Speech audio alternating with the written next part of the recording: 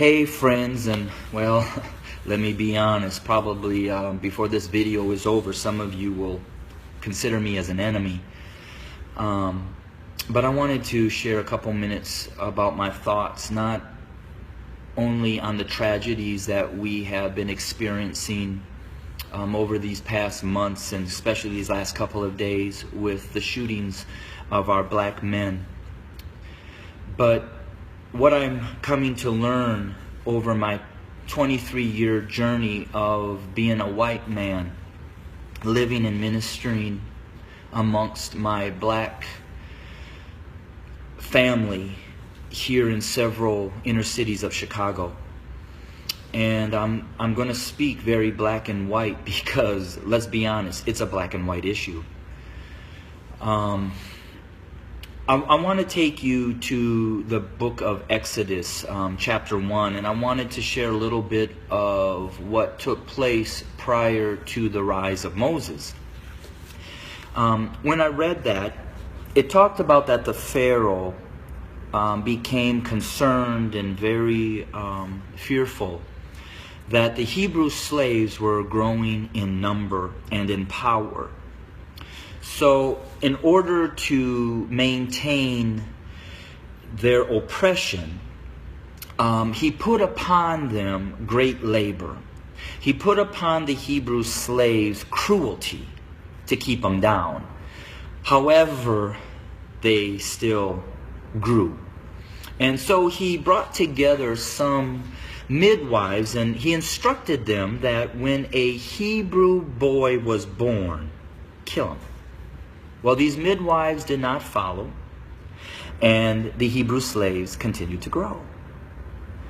Eventually, the Pharaoh became so hatred and towards those Hebrew slaves that he made a decree. He put out an order that male baby boy Hebrew slaves were to be killed by casting them into the Nile River. Let's look at America. We brought blacks into this country as slaves. We never intended them to be anything other than a slave.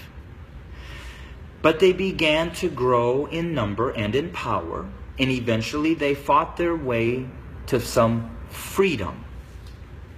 So we became even more cruel. And to keep our black Americans down, we lynched. But yet they rose. So then we used the welfare system, the criminal justice system, to keep them down, to contain them, to destroy them. But yet they rose, and they're rising. Then we built prisons and jails to hold them. Yet they rose.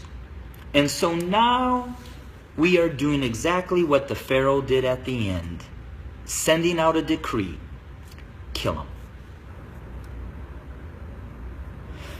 So until we admit that when we wrote this Constitution that all men are created equal, that we never intended to include our black brothers and sisters, our nation may end up facing exactly what the Egyptians faced when they refused to let God's people go.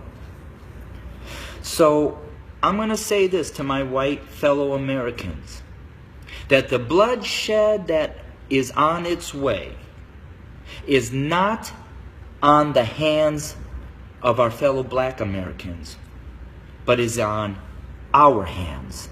We are the ones that are refusing to let God's people go. We are the ones that are refusing to acknowledge that we do not value our black brothers and sisters as equal individuals or equal Americans as us white men. And to my black brothers and sisters, the racial issues, as I've said, have been there from the very foundation. But why do we see it more? Because there's a shifting. See, us white men have been at the head since the foundation. But we've had a black president. And you know, we've done everything in our power to keep him from really changing things. Now we have another minority rising to the top, a white female. What does that say? Those of us who are white men who have been at the head are now starting to see and fear that we are going to become the tail. And we know what we've done to you. And so now we're fearful that you're going to do to us what we have done to you. But I will say this. I've lived in a black community for 23 years. I've never been treated the way that this country has treated my black Americans. So I call out my white Americans to say we better heed, repent, acknowledge, and change. Because if we don't, I just want to again say this. The bloodshed that we will experience is on our hands, not the hands of our fellow black Americans. I welcome your comments. I welcome your feedback. Hit me up on Facebook or go to my webpage at www.studio2911.org. Again, that's studio2911.org. I don't necessarily know the answer, except for us white Americans need to repent, acknowledge the lies that we have taught, acknowledge our value system of equality. It is not here, and it does not include our black brothers and sisters. And we need to change, and we need to change now. Thanks for your time. Bless you.